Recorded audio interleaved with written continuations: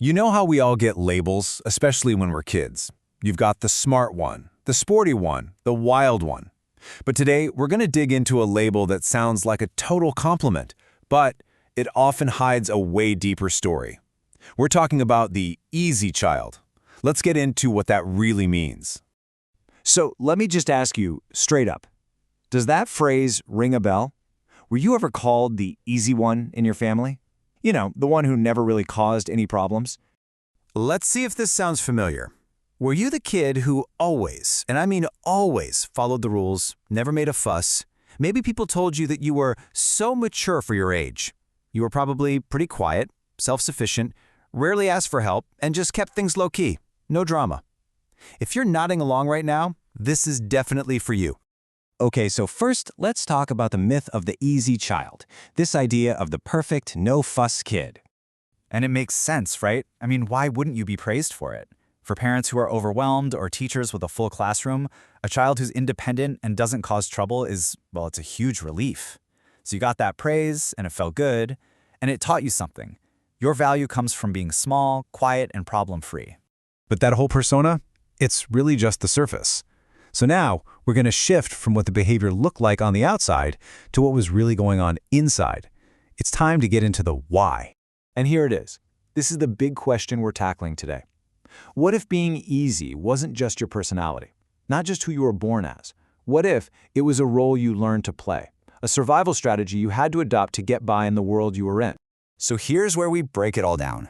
The myth is that you were simply a good kid. You just had an easygoing personality. But the reality, the psychological truth, is that this behavior was a coping mechanism. It was a brilliant adaptation to stress. And that's the key thing here. It wasn't just you. It was your response to your environment. And hey, when we say stress, it doesn't have to be some big capital T trauma. It can be way more subtle than that. We're talking about a child's perception that their world feels a little shaky, or that their caregivers are just overwhelmed. This could be anything from parents fighting to money worries or a family illness, anything that makes a little kid think the grown-ups are struggling right now. And in that kind of environment, a kid learns a lesson, fast, even if they don't have the words for it. And the lesson is this: my needs, my big feelings, my questions, my requests for help, they're a burden. So to stay safe, to feel loved, the best strategy is to become invisible, to make yourself as small and quiet as possible. Now, this childhood strategy doesn't just disappear when you become an adult. Oh no, it leaves echoes, patterns that show up in our adult lives, in our jobs, and especially in our relationships.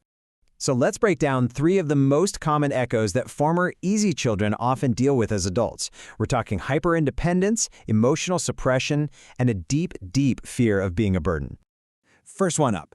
Hyper-independence. Sound familiar? It's that fierce, almost automatic need to handle absolutely everything yourself. It's not just about being capable. It's a profound difficulty in asking for help or showing any kind of vulnerability, because you learned really young that relying on other people, well, it just wasn't safe. Next, emotional suppression. And this one can usually be summed up in 2 little words. I'm fine. It's the habit of pushing down, explaining away, or just flat out hiding how you really feel.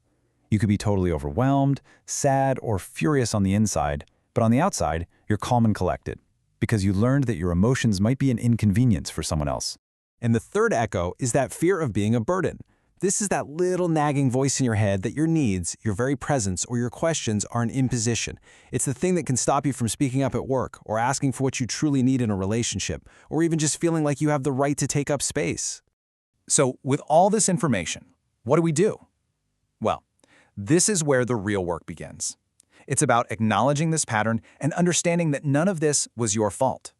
I really want you to let this sink in for a second. Being the easy child was not a choice. It wasn't a character flaw.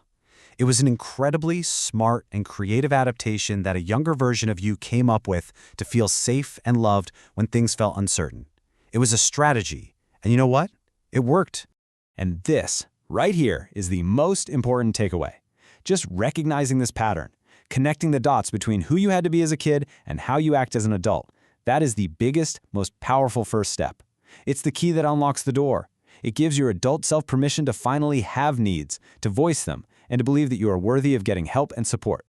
So you've seen the myth, the reality behind it, and the echoes it leaves in adulthood. You understand now that this behavior wasn't a personality flaw, it was a survival plan. So the question isn't, why am I like this anymore? The real question is, now that you know why, what comes next?